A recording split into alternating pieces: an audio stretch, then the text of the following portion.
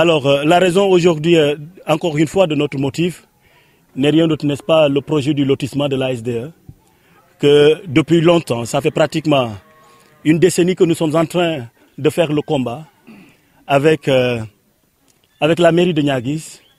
Et il faut citer également toutes les responsables, toutes les autorités qui sont impliquées là-dedans. Tout ce que vous voyez aujourd'hui, on a des centaines de maisons ici.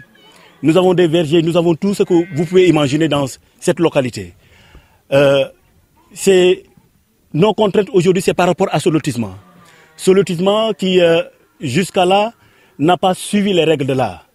Alors, il faut noter également que c'est le chef de village, n'est-ce pas, de Mandina Mankagne, qui est en complicité avec la mairie de Niaguis, qui est en complicité avec le sous-préfet de Niaguis, qui est en complicité également avec le préfet.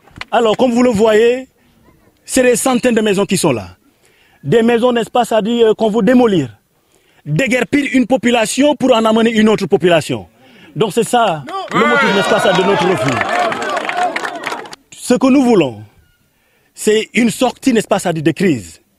Qu'il y ait, n'est-ce pas, ça dit, une discussion. Parce que dans ce partage qu'on a dit, les 13 hectares sont octroyés à la SDE, il y a 12 qui sont octroyés à la population.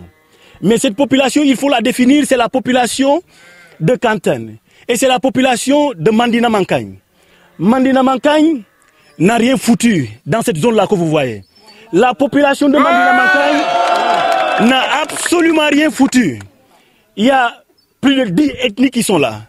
Des braves hommes et femmes, n'est-ce pas, ça dit, qui, à leur courage, n'est-ce pas, ça dit, ont élagué ces lieux jusqu'à ce que ces lieux sont devenus ainsi.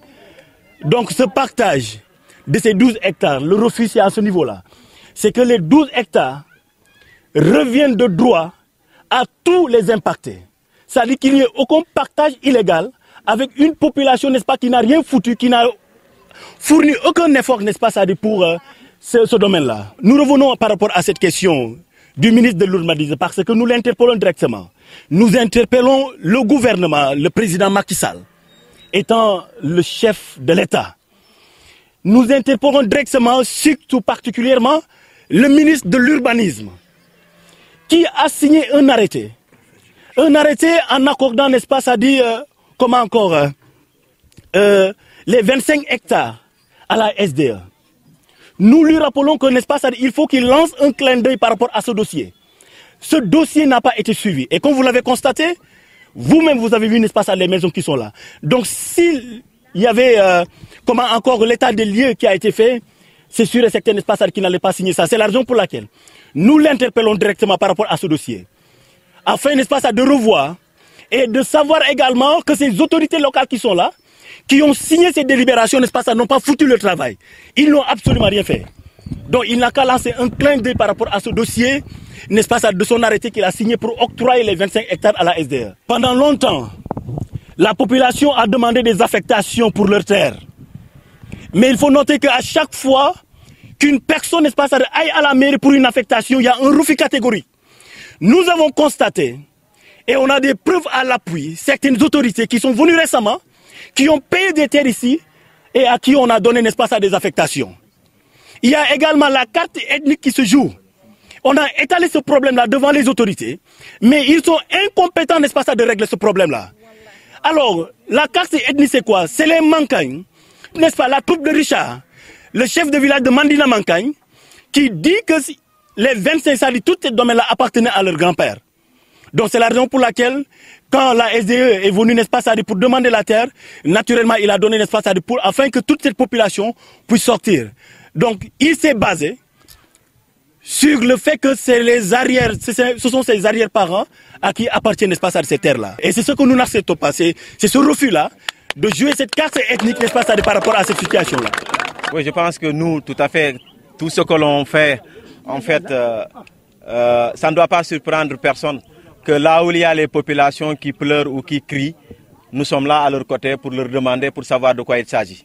Maintenant, pour ce qui concerne ce problème foncier, malheureusement, on a vécu ce genre de problème au niveau de Baraf, Bukot Mankagne, où jusque-là, malheureusement, le problème n'a pas trouvé une issue heureuse. Voici encore qu'un autre problème est soulevé au niveau de Mandina Mankagne et plus précisément au niveau de Kanten. ce que nous avons tenu à dire en premier lieu aux populations, c'est d'être unis. Parce que nous avons noté malheureusement qu'il y ait des scissions entre les Mankagnes et les autres populations. Et le Sénégal est un pays de la Teranga. On ne saurait reconnaître qui est Mankagne, qui est Diola, qui est Baïnouk ou autre. Oui. Nous avons noté en réalité que sur ce problème-là aussi, il y a malheureusement un manque de communication, un déficit de communication. Et que nous demandons, parce que nous avons interpellé le gouverneur de la région, qui, en lieu et place, vraiment nous a donné raison. Pour ce problème-là, il faudrait dorénavant discuter avec les populations. Parce que jusque-là, malheureusement, il n'y a pas eu un dialogue sincère entre les populations et les autorités en question. Tout ce qu'il y a eu, c'est qu'on a eu un sous-préfet qui a remplacé le maire de Niaguis, qui voulait tout le temps sur les questions foncières, il est dedans. Je veux nommer le sous-préfet de Niaguis. Voici vraiment une autorité qui, à la limite, au lieu de faire son travail de sous-préfet, il est en train de remplacer, de se substituer à ce que l'on appelle au préfet, au maire de Niaguis. Et ça, c'est déplorable. Quand vous administrez des gens et qu'il y ait des problèmes, il faut les appeler tous à la table. Mais malheureusement, tout le temps, ce qu'il brandit, c'est que vous le voulez ou pas, de gré ou de force, ça va être loti. Et ça, nous pensons que c'est un discours irresponsable venant d'un sous-préfet. Et l'autre chose, c'est qu'on voudrait dire, sur les 25 hectares, nous, en tant que société civile, on a jugé que les 25 hectares étaient trop. C'est vraiment une assiette foncière de trop. 25 hectares pour une coopérative. Mais jusque-là, ce que je peux vous rassurer, c'est que hier, on a passé la journée avec des réunions avec la coopérative de la CNO, avec les gens, les responsables de Boucod Mankagne. Et nous sommes en train de chercher des solutions. Mais nous, en tant que société civile, on ne peut pas avoir des solutions tant que les autorités n'appellent pas ces populations-là pour qu'il y ait une discussion très sincère. Parce que jusque sur ce problème-là, sur ce problème, ce qui a été dit, en réalité, que nous devrions révéler à l'ensemble de la communauté nationale et internationale, et l'opinion nationale et internationale, c'est que les 25 hectares, la coopérative nous a dit que pour elle va prendre les 13 hectares. Pour les 12 hectares, ils seront affectés aux populations. Mais à quelles populations? Aux populations autochtones. Les populations autochtones, qui sont les populations de qui? De Richard. Parce que quand Richard donnait ces terres-là en contrepartie, c'est qu'il voulait que les 12 hectares soient aménagés pour lui. Mais lui, il n'est pas un impacté. Ces populations-là qui sont là, qui ont construit, qui ont investi des millions et des millions, mais personne ne pourra les indemniser. Personne ne peut les indemniser. Les indemniser, c'est quoi? Ce que nous proposons pour les indemniser, c'est de leur affecter les 12 hectares. Les 12 hectares ne doivent pas être affectés à Richard et compagnie. En tout cas, nous tenons à rassurer la population que nous allons nous battre à leur côté pour que cette injustice-là soit repérée. C'est-à-dire, nous avons eu écho, nous avons entendu ces populations-là. Vous les avez entendues en tant que journalistes. Elles ont dit qu'elles ne sérissent pas en bouclier contre le lotissement, mais qu'elles n'accepteront jamais à ce que les 12 hectares soient affectés à Richard et ses amis. Quand même, Richard n'a pas de terre ici. C'est le domaine national. Et le domaine national appartient aux nationaux. Et ces populations-là font partie des nationaux. Pourquoi prendre les 12 hectares pour les affecter à Richard? Il est qui? Il est tout simplement un chef de village. Qui n'a que certains privilèges, c'est quoi? C'est d'administrer ces populations-là.